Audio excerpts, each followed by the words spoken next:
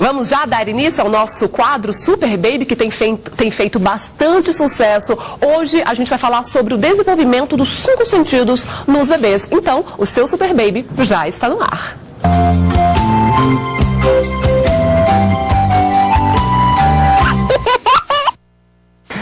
E para bater um papo sobre o desenvolvimento dos 5 sentidos nos bebês, a gente conversa com o Dr. Armênio Alcântara, que é neurologista infantil. Dr. Armênio, seja muito bem-vindo. Boa tarde. Boa tarde. Esses 5 sentidos nos bebês, eles já nascem com alguns deles, doutor? E como acontece esse desenvolvimento? Sim, os bebês, eles nascem com todos os sentidos já presentes logo ao nascimento.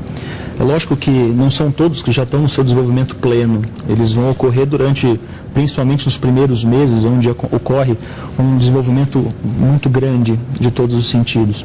Porém, eles já estão presentes, todos os 5 sentidos já estão presentes logo ao nascimento. Tem aquele que seja mais visível, mais presente? Sim. Os 2 principais, logo ao nascimento, eles são o tato e a audição. Os outros, que incluem ainda a audição, que está bem evidente, como a gente disse, junto com o tato, nós temos os outros 3, que incluem ainda o paladar, que é a degustação, o gosto que as crianças sentem, a visão, que elas começam a desenvolver, e o olfato. Né? E esse desenvolvimento, ele pode ser estimulado? De que forma isso pode acontecer? Sim, nós temos várias maneiras né, de estimular com que esses sentidos eles se desenvolvam em maneira gradual, de uma maneira adequada. Né? É lógico que cada sentido vai ter sua melhor maneira de desenvolver, mas existem sim várias coisas que a gente pode fazer para isso. E o que pode influenciar, doutor, um sentido ser mais desenvolvido em uma criança e menos em outra?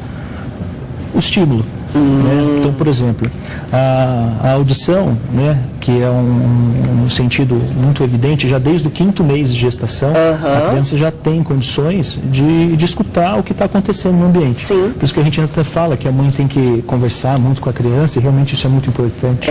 Né? Porque a criança desde o 5º mês já está ouvindo o que está acontecendo né, no seu ambiente. Né? E quanto mais a mãe conversar, mais envolvido vai ser essa audição. Então é importante conversar. E esses estímulos, de uma maneira geral, têm sido feitos pelos pais?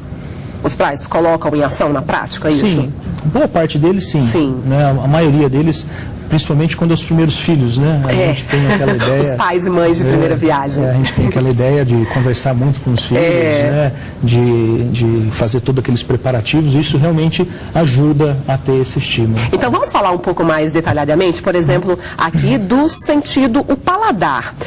Os bebês têm preferência ao sabor doce? Confirma isso, doutor? Sim.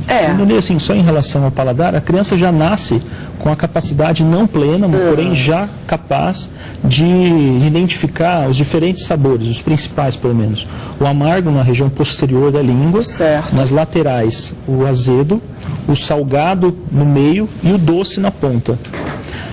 Sempre teve essa dúvida, assim, a criança é capaz ou não de identificar o doce, né? A criança sim, ela é capaz de identificar o doce. Talvez não com a mesma capacidade que nós temos, né, do que uma criança maior tenha de identificar o doce. Porém é interessante sim, eles conseguem já ter prazer quando degustam um doce. E alguns bebês, dá até glicose, né, doutor? No caso dos bebês prematuros. Tanto os prematuros, às vezes até aqueles anéis de termo, que é o que a gente chama aqueles anéis que nascem no tempo certo, em algumas unidades de cuidados neonatais, eles administram glicose na boca do nenê quando vão fazer algum procedimento mais doloroso, por exemplo, uma coleta de um exame de sangue, por exemplo, para acalmar a criança e tudo mais. Isso mostrando que quando a criança ingere a glicose, já libera endorfinas e isso faz com que ela fique mais tranquilo, né, mais calmo. Vamos falar agora da visão. Doutor, alguns bebês já nascem com os olhinhos totalmente abertos, outros não, vão abrindo aos poucos. O porquê isso acontece? Isso depende de vários fatores, são algumas variáveis. Por exemplo, o parto influencia muito nisso, né? Então as crianças com parto normal, elas tendem a ter um discreto edema, um discreto inchaço da face, né? né, do rostinho da criança, e isso nas primeiras 24 a 48 horas, isso já vai melhorando. Os de parto cesáreo tendem a não ter tanto isso, porém eles também nascem ainda com um pouco de inchaço e que também vai melhorando. Dentre as 24 a 48 horas, isso já melhora e eles começam a ter a abertura ocular espontânea. E a memória visual é adquirida depois de quantos dias ou quanto tempo? Assim que teve a abertura ocular, já iniciamos aí a memória visual, né? Já estamos marcando tudo que vemos, já estamos guardando na cabeça. E é verdade que eles conseguem perceber, ou seja, enxergar somente o que está ali próximo a eles? Sim, acreditamos que eles consigam enxergar por volta de 20 a 25 centímetros do que está à frente deles, isso nas primeiras semanas de vida. Né? É lógico que isso vai melhorando conforme vai passando os meses, né? Chegando aí um desenvolvimento pleno da visão aí por volta dos primeiros anos de vida. Entendi. Porém, já no terceiro mês de vida, eles já conseguem identificar cores diferentes e tudo mais. Porém, o desenvolvimento da visão deles ocorre gradualmente muito rápido nos primeiros meses. E depois isso persiste ainda nos próximos anos e tudo mais. O preto e o branco são as principais cores ali no início? Sim, as primeiras semanas, eles conseguem distinguir entre um claro e escuro. Então a gente pode até observar que às vezes o próprio nenê, se ele estiver num ambiente escuro e você chega e acende a luz, ele estranha um pouco, né? E isso depois vai melhorando. Aí, nesse momento, além do claro e do escuro, ele também tem a diferenciação entre o movimento e o que está parado, né? O estático e o movimento, e isso vai melhorando até o terceiro mês, onde ele realmente vai ter a diferenciação de cor. Certo. Vamos falar agora sobre o olfato. O cheiro mais identificado ali do bebê é o da mãe. Doutor, por isso a importância, né, da mãe ficar ali próximo ao filho. Até quando nasce, né, os médicos automaticamente já colocam ali o bebê. É incrível, o bebê para de chorar quando tem um contato com a mãe. Esse contato, logo ao nascimento, é muito importante. A gente vê que isso acalma muito mais o nenê. Porque já que a gente está falando que a visão do nenê é de 20 a 25 centímetros, a gente precisa deixar ele próximo à mãe. Não adianta deixar o nenê longe da mãe, que ele realmente isso não vai beneficiá-lo em nada. Então, realmente, isso ajuda a gente colocar esse contato. E além da visão, que ele já está enxergando, tem o olfato, onde que, logo ao nascimento, os nenês já têm total capacidade de olfato. É lógico que ele vai se desenvolvendo em medida que ele vai se expondo aos diferentes odores, né? Então, porque ele está entrando em contato tudo pela primeira vez, né? Então, ele vai desenvolvendo isso. Mas o primeiro que desenvolve, que ele identifica, realmente é o cheiro da mãe, que até então ele só escutava, né? Mas não ainda sentia o seu cheiro. É importante os pais evitarem produtos de limpeza muito fortes, né, doutor? Ou seja, aqueles mais fraquinhos, até para limpar o quarto do bebê, no banheiro onde o bebê vai tomar o seu banho, os produtos com menos cheiro. Sim, aquela ideia de que os nenês têm maior capacidade do olfato, isso em si não é verdade. Eles têm a mesma capacidade do que nós. Sim. Porém, eles estão entrando em contato tudo pela primeira vez. Então, por exemplo, é como nós, quando entramos num ambiente que acabou de ser pintado. A gente entra e tem aquela sensação do cheiro forte. E depois de um tempo você se acostuma. E os nenês estão entrando em contato com esse ambiente, com uma tinta fresca, o tempo todo. Porque toda hora é um cheiro diferente que ele nunca sentiu. Então, por isso a necessidade de evitar perfumes muito fortes, produtos químicos de limpeza no quarto da criança. Outra coisa que é importante a gente evitar, que às vezes a gente não sente tanto o cheiro, mas são aqueles produtos onde a gente coloca na tomada para evitar mosquitos, né, insetos. Aquilo não é interessante colocar no quarto da criança. É interessante, por exemplo, se tiver um corredor adjacente ao quarto da criança, coloca no corredor e não no quarto. Até um cuidado na hora de dar o banho, né, doutor? Na hora de limpar a orelhinha. Isso é uma coisa muito importante, né? Então, apesar da nossa cultura do cotonete, cotonete não é para usar na criança. A gente usa só em volta, só aqui para limpar, nada de colocar lá dentro em nenhum momento, né, que a gente pode prejudicar, né? Não tem necessidade de limpar a cera, até porque a cera é a proteção da criança. Né? Então tem que tomar muito cuidado. Tudo isso pode atrapalhar a audição do bebê. Sim, e a gente pode não estimular da maneira mais adequada. Certo, vamos falar sobre o tato, doutor. Tá. O tato é uma coisa muito interessante, porque o tato a gente já identifica a presença dele já desde a vida intrauterina. Aquele contato da mãe mexer a barriga. Então é interessante que quando você faz o ultrassom obstétrico, muitas vezes você vê que a criança toca a sua mão ou sua perna na parede do útero. Isso faz com que ele retraia.